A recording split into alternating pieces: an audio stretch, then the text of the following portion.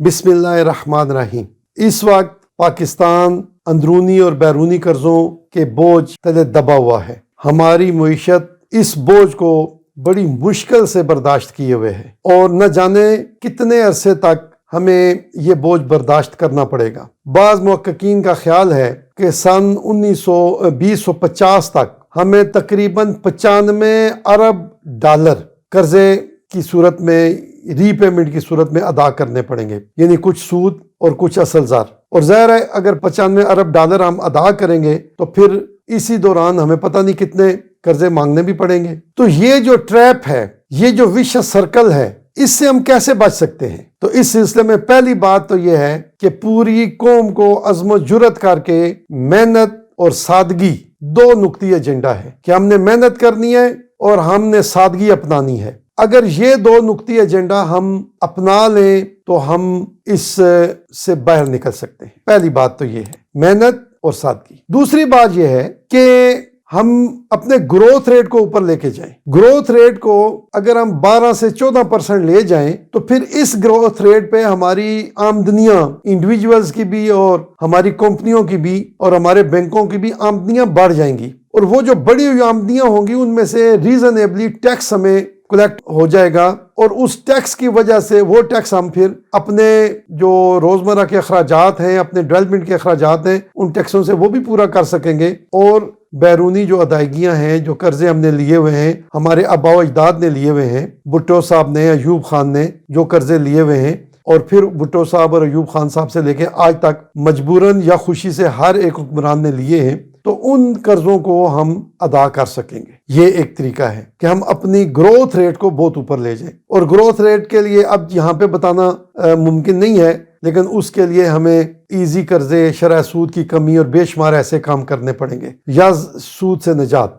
और उसके अलावा एक और तरीका भी है जो आमराना तरीका है, और वो जो पहला तरीका मैंने बताया वो तो मुआशियाना है, मईशत जो है वो के माहिरीन जो है वो सजेस्ट करेंगे और वो बहुत अच्छा है। आमराना तरीका जो है वो है जो जर्मनी ने किया था। आपको पता होना चाहिए कि जब दूसरी जंग अजीम के बाद जर्मनी पे बहुत ज्यादा लगा दिए गए जुर्माने, जो इत्तेहादी अफवाज थी, अमेरिका, इंग्लैंड वगैरह, उन्होंने जब जर्मनी को शिकस्त दे ली तो फिर उन्हें कहा कि जनाब आप जो है वो अब हमें हर्जाना दें इस जंग की वजह से। तो वो जो हर्जाना है वो बहुत ज्यादा था, लेकिन जर्मनी ने एक गो में वो दे दिया। क्या किया जर्मनी ने? उन्होंने हर आदमी को कहा कि जिस आदमी के पास जितना भी मालो दौलत है उसमें से 25% जो है ये कौमी खजाने में जमा करा दे। हत्ता कि अगर किसी आदमी के पास 4 जोड़े जूते के हैं तो 1 जोड़ा दे दे, किसी आदमी के पास 8 जोड़े कपड़ों के हैं तो 2 जोड़े दे दे। वह किस लिहाजा? तो उससे ये हुआ कि उन्होंने इतने पैसे जमा कर लिए,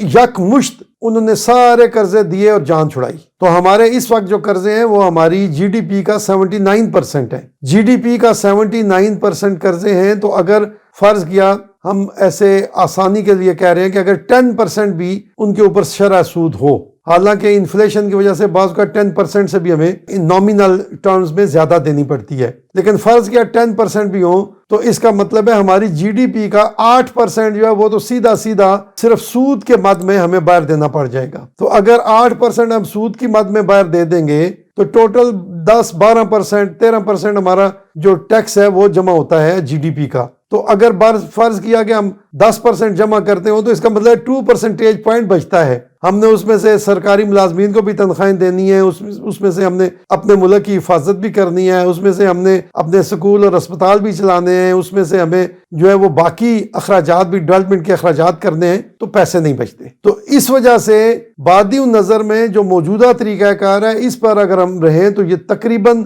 नामुमकिन है कि हम बहुत ज़्यादा ग्रोथ रेट किए बगैर हम ये अचीव कर लें। और बहुत ज्यादा ग्रोथ रेट ज़ाहिर है कि हमारे मुल्क में स्टेबिलिटी नहीं होती तो मसाइल बन जाते हैं। तो capital levy is also one of the options, लेकिन कोई भी जमहूरी हुकूमत ये जुर्रत नहीं कर सकती कि कैपिटल लेवी करे। इसका जो सबसे अच्छा और इस्लामी हल है वो ज़कात है। ज़कात अगर हम कलेक्ट करें और इसकी पूरी पोटेंशियल के साथ कलेक्ट करें, और अगर हम ये जुर्रत करें कि हम ज़कात को नाफज करेंगे, मैं पेशन गोई करता हूं कि हमारे जो जितने भी हमारे कर्जे हैं ये ख़त्म हो सकते हैं। कुरान मजीद में ज़कात के 8 मसारफ बयान किए गए हैं, उनमें से एक मसरफ जो है वो कर्जे उतारने का भी है। تو پوری قوم جب مقروض ہے، پوری قوم کا ہر آدمی لاکھوں روپے کا مقروض ہے، تو پھر زکوٰۃ کا بدرجہ اولا جو مصرف ہے وہ یہ ہے کہ ہم اپنے قومی جو قرضے ہیں وہ ادا کریں۔ زکوٰۃ کی پوٹینشیل میں سمجھانا چاہتا ہوں اپنے سامعین کو۔ ہمارے جتنے بھی بینک ہیں، ان کے جتنے بھی ایسٹس ہیں،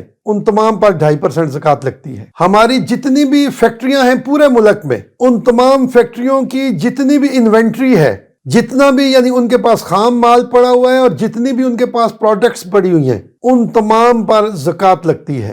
ہمارے جتنے بھی ہول سیلر ہیں اور ہمارے جتنے بھی ریٹیلر ہیں، ہول سیل کے گودام والوں کے پاس، ان کے سارے گوداموں میں جتنے بھی ان کی چیزیں پڑی ہوئی ہیں، مال پڑا ہوا ہے، مصنوعات پڑی ہوئی ہیں، ان تمام مصنوعات پر زکوٰۃ لگتی ہے 40واں حصہ۔ ہمارے پورے پاکستان میں جتنے بھی صرافے ہیں، سنیارے ہیں، ان کی جتنی بھی دکانیں ہیں، ان کے پاس جتنا بھی سونے کا سٹاک ہے، اس تمام پر زکوٰۃ لگتی ہے۔ اور ہماری جتنی بھی سٹاک ایکسچینج ہے، پوری سٹاک ایکسچینج پہ جتنی بھی اس کی ویلیو بنتی ہے، اس کا 40واں حصہ زکوٰۃ ہے۔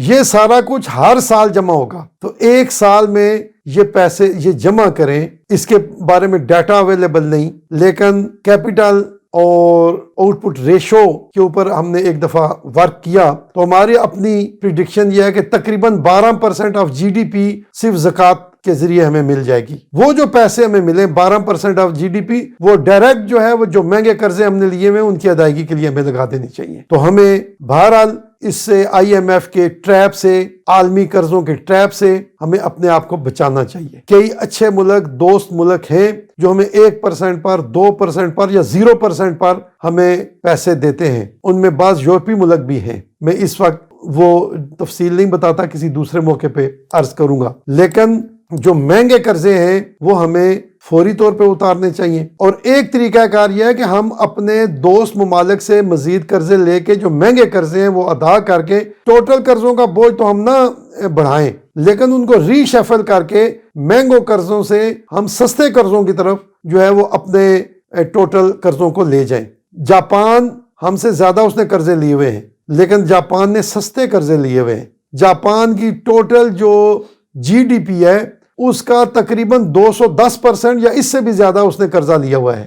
ہم نے تو تقریباً 79% لیا ہوا ہے، لیکن ہمارا مسئلہ یہ ہے کہ ہم نے مہنگے قرضے لیے ہوئے ہیں اور جاپان جو ہے انہوں نے سستے قرضے لیے ہوئے ہیں۔ تو ہمیں سستے قرضے لینے کی بھی کوشش کرنی چاہیے، اور آئی ایم ایف سے جتنا جلدی ہو سکے، اس کا ٹوٹل جو ہے وہ تو $6 ارب ہے، اور ابھی اگر $2 ارب ہم نے اور لیا تو $8 ارب ہو جائے گا۔ تو یہ تو اتنا مشکل نہیں ہے جلدی ادا کرنا، تو ہمیں آئی ایم ایف سے تو جان ہی چھڑانی چاہیے، اور پھر کبھی ضرورت پڑی تو دیکھیں گے، اللہ تعالیٰ دوبارہ ضرورت نہ لائے۔ لیکن باقی جو قرضے ہیں ان کے اوپر بھی ہمیں پراپر مینجمنٹ کرنی چاہیے، اور اس کے لیے ہمیں سنجیدہ کوششیں کرنی چاہیے۔ اللہ تعالیٰ نے اگر زندگی دی تو انشاءاللہ تعالیٰ ہم پاکستان کے معاشی مسائل کو حل کرنے کے لیے ایک کمپریہنسو پلان جو ہے وہ دیں گے۔ ظاہر ہے کسی ایک ایکٹیویٹی سے سارے معاشی مسائل حل نہیں ہو سکتے، ہم اس کے لیے تفصیلی گفتگو کریں گے۔ سر دست اتنی ہی بات قبول کی جائے۔ وما علیہ الا البلاغ المبین۔